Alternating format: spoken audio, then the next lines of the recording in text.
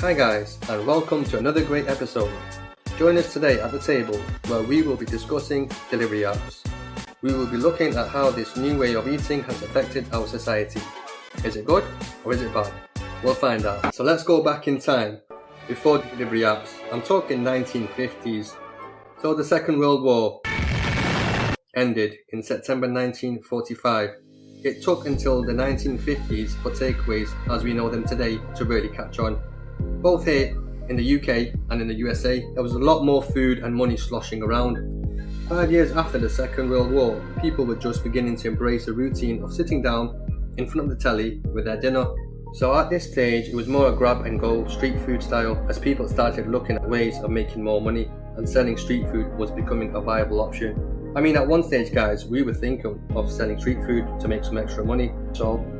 However, the drive-thru idea was pioneered in 1931 in California. In 1955, the first McDonald's, as we know it today, was opened. Before this, McDonald's brothers, Richard and Maurice McDonald, had a restaurant of their own, which they opened in 1953.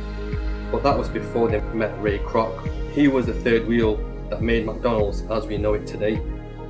For more history on this, go and watch The Founder. It's a great movie.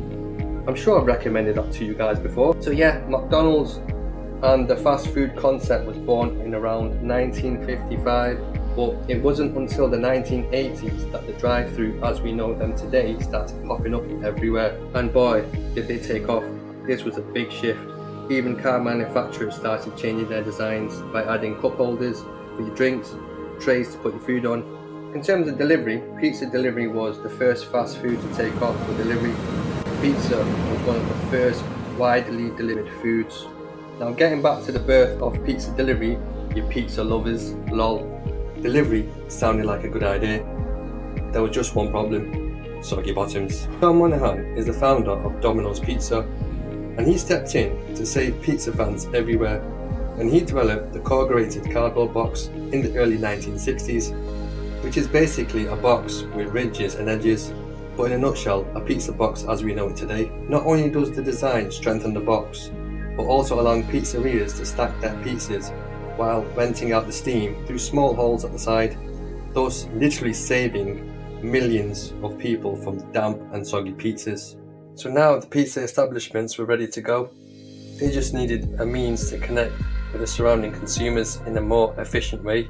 So back to the food, and mainly pizza establishments and their pain points. Well, God heard this, and in came the start of the dot-com era, which really began to take off between 1996 and 2001. And in 2004, Grubhub Inc. was formed in America.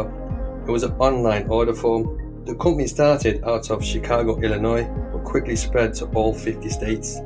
Their slogan was "Grub what you love."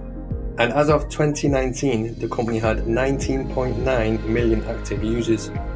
On June the 9th, 2020, Netherlands-based Just Eat Takeaway announced an agreement to buy Grubhub for, wait for it, a shocking 7.3 billion in an all-stock deal. So the food industry was still growing in the States. Some independent takeaways such as Chinese foods and Indian foods started to catch on. This was a great way to increase their revenue, in some cases almost 20 to 30%. So the food industry was moving forwards at a fast pace, and around 2002, phones decided to get smart through the use of Microsoft Windows, and the term smartphone was coined.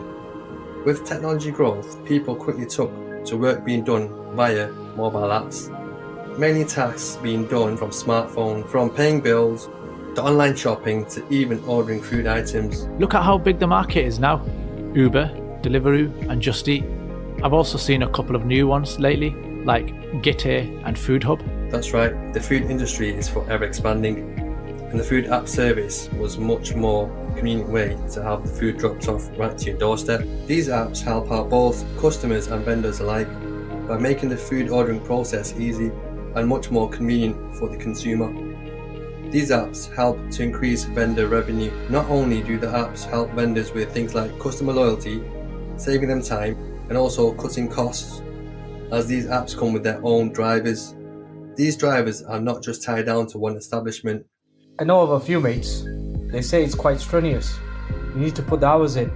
Time is against you. And the one strike issue causes problems for the drivers. Does the comfort of convenience come at a price of health? Fast food is widely known not to be the best for your overall health, especially on a regular basis. We used to order out maybe twice a month, and now we order out 4 or 5 times a week, and we're not alone. Here are some stats for you guys. So for the USA, food delivery revenue in 2015 was 8.7 billion. That's B for a billion, guys. And in 2020, this figure had increased to a shocking 26.5 billion. That's a staggering 17.8 billion increase. For UK food delivery revenue in 2015 was 2.6 billion. In 2020, it was 5.9 billion. That's an increase of 3.3 billion. That's more than doubled. China's food delivery revenue in 2015 was 3.2 billion, again with the B. In 2020, a whopping 51.5 billion. China leads the world in revenue generation through its sheer size alone, and it's showing no signs of slowing down. China projects to reach 100 billion by the year 2025, and with things like COVID, people staying in and ordering out, this has only increased the market size. And not only are they on track to hit the projected figures, but they're going to more than likely end up smashing them. That's staggering. Now, economically, delivery apps are definitely a more viable option. But how about in terms of people's health? You can also get a Subway salad, but I know of healthy food outlets that grill their food instead of frying. Yes, you can, but it's still fast food. How many delivery apps do you guys think there are in the UK today? Well, there's Deliveroo, Food Hub, Hungry House, Just Eat, and Uber Eats. These are the 5 I know. Maybe another few. Some have minor success and just fail, but some carry on. And now, About time. Felt ages to me. Come on, pass the kebab and chili sauce. okay, thanks for listening. We'll see you next week. Bye bye. Yeah, bye. Visit our website, nosuchnonsense.com. Join us at the table next week for another great episode. We'll see you then. Bye bye.